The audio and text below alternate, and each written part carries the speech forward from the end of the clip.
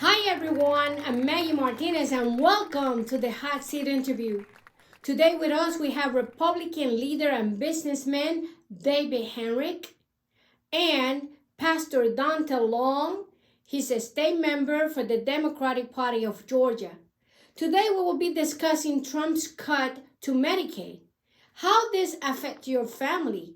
What plans you need to put in place in case hospice or long-term care gets cut.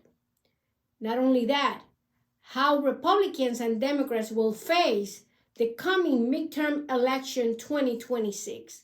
This and other questions will be answered right here in the Hot Seat Interview. Hot Noise Radio presents Starbound Studios starring Maggy Martinez. Welcome, gentlemen, to the Hot Seat Interview. Thank you for having me, Maggie. Maggie, it's always a pleasure to be with you. Well, President Trump has proposed cuts to Medicaid as part of a broader budget plan. Can you each summarize your stance on these proposed cuts and how they align with your party's perspective, Daunta? Well, Maggie, today we're here to talk about another substantial cut to what most Americans are dependent upon, and that is cost affordable insurance, particularly not to the private sector, but more or less those who need it the most. And that is those individuals who are recipients of Medicare or Medicaid. And what I want to say today is that we see that this is going to have a severe impact upon those who need it the most. And most Democrats are fighting rigorously to try their very best to get those on the other side of the aisle to reconsider, because this will have not only a severe impact upon those that need it the most, it will also put a detrimental strain on each state's Medicare plan. And so this is something that is really garnering a lot of attention for most Democrats. David. Well, I understand what they want to do. Right now, the $34 trillion deficit, this has been growing for years. The main person I heard speak about, and he blamed both parties for this situation we're in, is Ryan Binkley out of Dallas, Texas. He does mergers and acquisitions, and he's also a pastor in Dallas. He blamed both parties. And I believe we have to look at both parties is the reason we're in the situation we're in. Now, Medicaid is part of, Medicare. We have to look at where the money is going. Is it being spent efficiently? And are there alternatives to give people a better choice and a more cost-effective choice? We spend more money per capita on health insurance, but we don't get the results that other countries do. So I believe that's what we're looking to do, is examine the situation, examine Medicare, see where we're spending money, where we're not getting the literal bang for the buck, and how we can do better.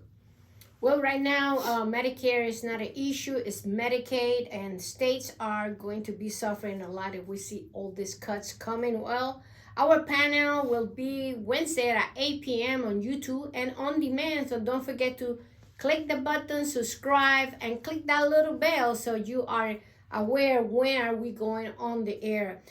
Certainly, just so you know, I wrote a book, The Secrets of Campaigning. So if you're planning to run for office, this is the book that you have to get. It's on Amazon.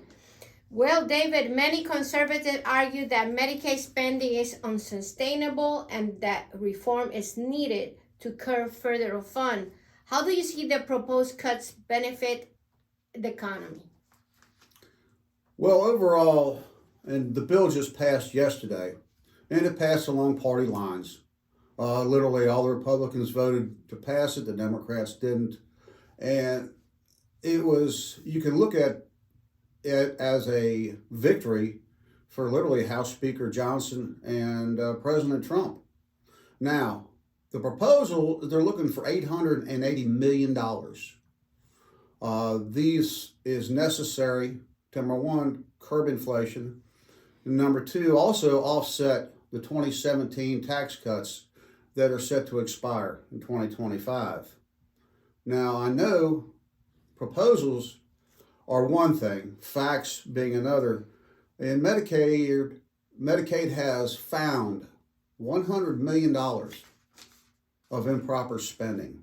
Now, whether this is overpayments, underpayments, improper payments, this amounts to 43% of a budget deficit. So we need to, as I stated, where can we get this right? Now, if we pull $100 million we just found, we're only looking for $880 million overall across the spectrum. Well, that's 100. That's a good starting spot, and we haven't laid anybody off with that. Well, we have to clarify for the record that it's $880 billion, just for the record. Yes, billions. Daunta, Democrat has pushed back on these cuts, arguing they disproportionately harm low-income families, seniors, and people with disability. What are the most immediate dangers do you see in these reductions? Well, Maggie, it is precisely correct. Those that are affected the most are those who are marginalized. And it is mostly seniors, pregnant women, and infants, right? And so because these are the ones that really don't, in many cases, have a voice, they are the ones that will see the most immediate effect. And how does that translate to everyday life? When it is that your mother or your father cannot get to the doctor, cannot even maybe get that transportation, cannot get to see a doctor, cannot receive the proper prescriptions.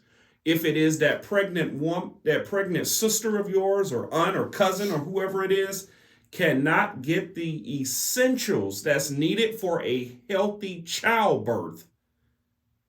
We're talking about everyday people that are in our families, that are in our communities. If this type of care is removed from our community, we're going to see many, many situations that could have been prevented. And this will be on the hands of those that impose these cuts. Trump has framed these cuts as necessary for long-term economic stability.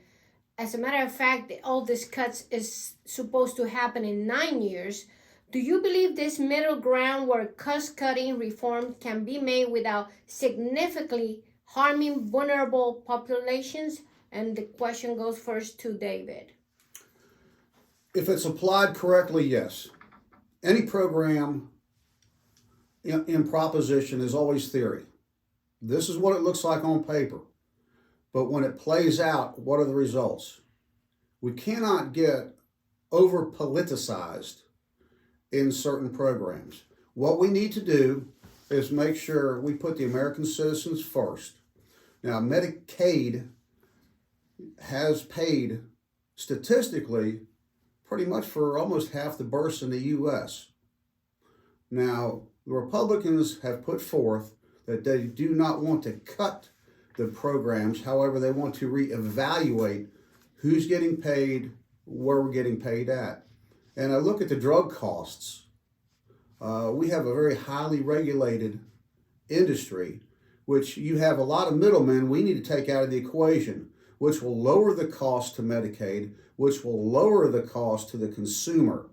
And remember, the ultimate people, the consumer, is going to pay one way or another if we don't get these costs in, whether it's higher insurance premiums, through higher taxes, or through higher copays. So if we get the costs in line, yes, it can be very beneficial for us and the economy, which keeps more money in the pockets of the American consumers. Daunta.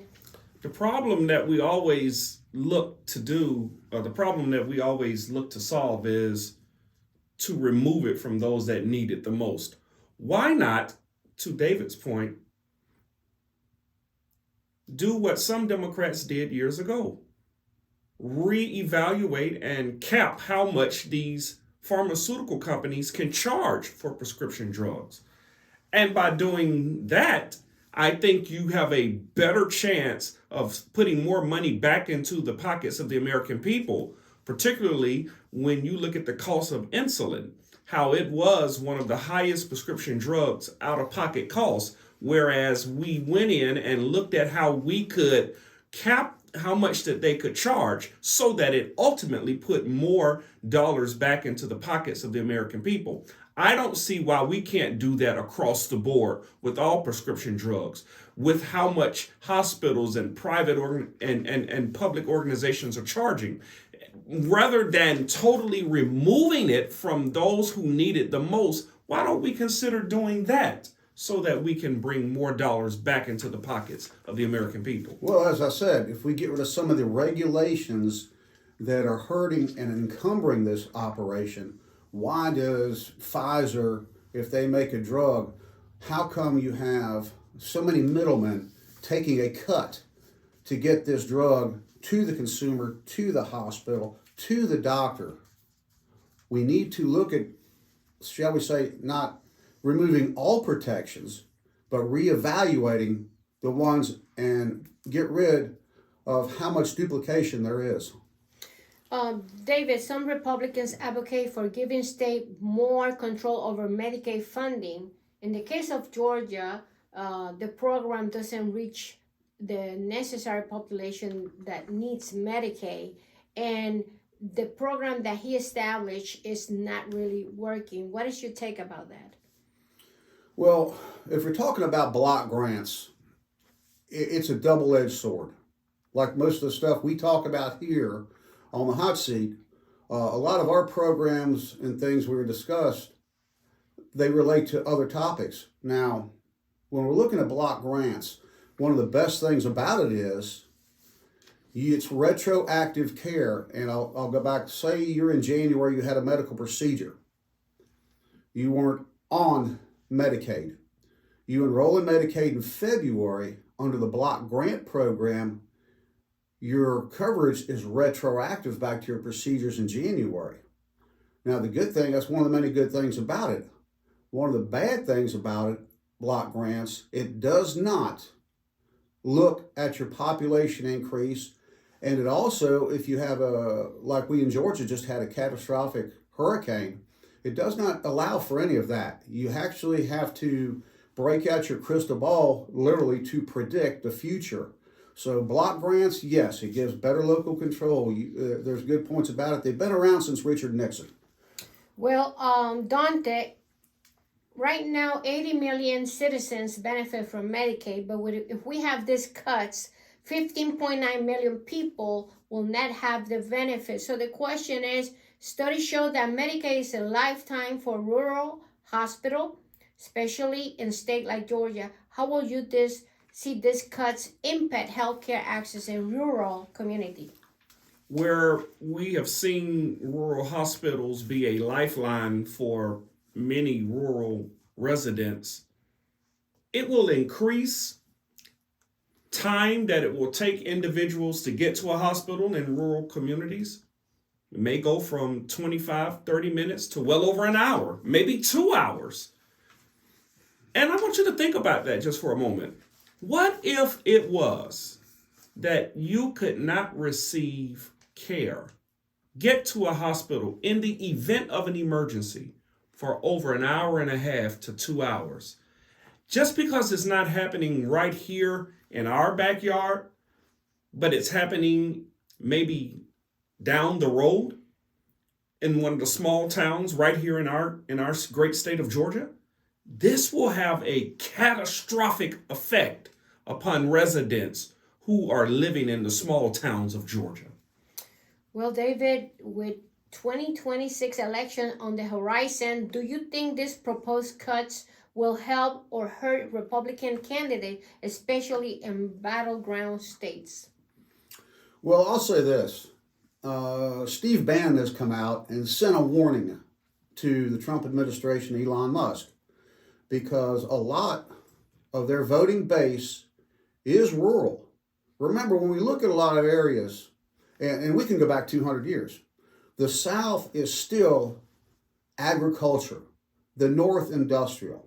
Now, with industrial, you have a lot of unions. You have union-sponsored health programs in healthcare. Down here in the South, a lot of agriculture, being it's farming, there are not a lot of unions. You don't have union-sponsored healthcare. So therefore, you do have gaps in healthcare. Medicaid helps fill those in. And the current administration has been told, has been warned, you do not want to cut Medicaid on your voting population. Well, David, Trump has built a strong base among working class voters, many of whom rely on Medicaid.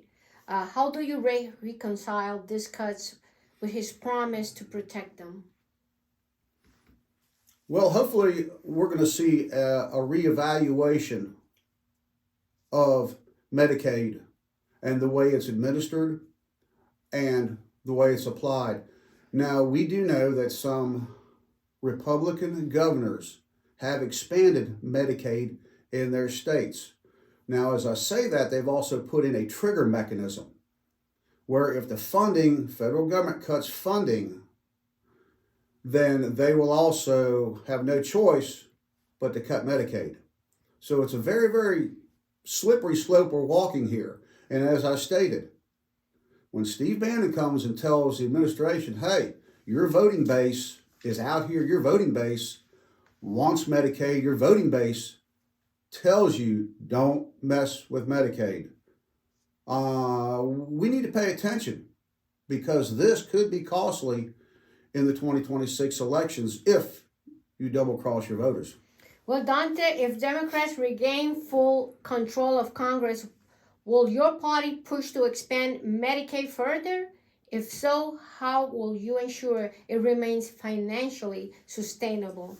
I think that, yes, of course, if you look historically at the Democratic Party, it has been a party that has looked to always look out for those who are in desperate need of help. When you talk about the expansion of Medicaid, this is something that has historically been on the agenda for the Democratic Party. And given the the political climate of 2000, the midterms that are coming, I think it is going to be incumbent upon Democrats to at least lobby. Now, with the Republican Senate, with a Republican president, don't know how far that's going to go, but it's not going to stop our party from trying its best to expand Medicaid. Well, repercussion of this also, a lot of hospice will close. A lot of places where they take care of your mother and your father, you have to make a plan. So David and Daunta, David first, what do you tell the people out there what they should do in order to work with this because the cuts are evident? Well, as we're coming up here in Georgia, a lot of the relatives who are currently caring for, if they have to bring their people out of hospice, can bring them back home and care for them at home. And the government will pay for this and allow you to do this.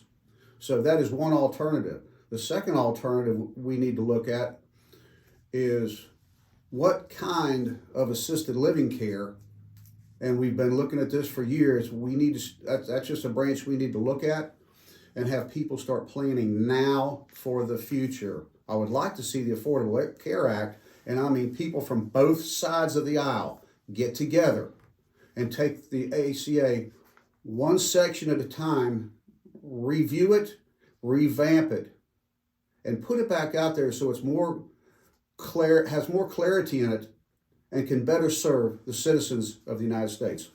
Daunta, if you could propose one alternative to the current Medicaid plan that will be both fiscally responsible and compassionate, what will it be?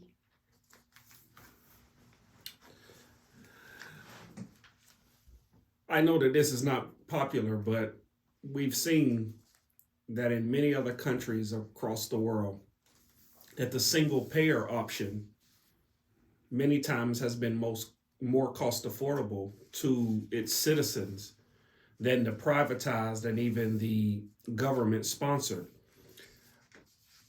I know that this is considered as a socialist style idea, but I think it's worth exploring. If we can look at that, or to David's point, if we can look at the Affordable Care Act that was passed by President Barack Obama, if we can revamp it, then I'm open to any one of those options.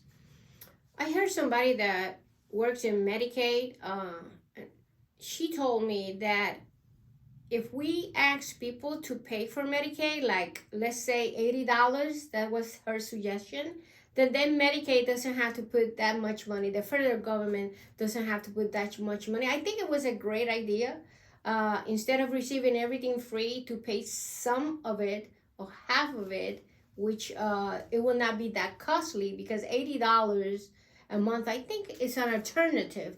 But that's something. She works in Medicaid for many years, and I think it's a good alternative, because she sees cases every day, right? So she knows about it. What's your final conclusion for the show, David? Well, I think a co-payment is always a great thing. It reduces costs, it gets people involved, and hopefully it will stimulate them, because we need to look at preventive medicine and put a lot of emphasis on this. Now, we do know that Medicaid is for low-income folks. Just because you're low income does not mean you need to neglect your health care. We need to look at preventatives. Go to that doctor, go to that dentist every year, get the checkups. We need to try and get more emphasis on prevention before the sickness develops into a catastrophic state. Daunta, your conclusion. Maggie, I didn't think that I could agree with my fellow panelist. Come on, you can do it. You can do it. Come on. Preventative care is the solution, and wellness checks. But we can't do this if Medicaid is totally wiped out or severely cut. But if we can do more preventative care, I think we'll see better preventative outcomes. Well, thank you, gentlemen, for coming. Well, as we close out today's discussion on President Trump's proposed Medicaid cuts, one thing is clear: this is not just a policy debate, but a decision that will impact millions of Americans, especially the most vulnerable among us. Thank you so much for coming. Thank you for all the listeners out there. This is Maggy Martinez, the Hot Seat Interview. Until next time.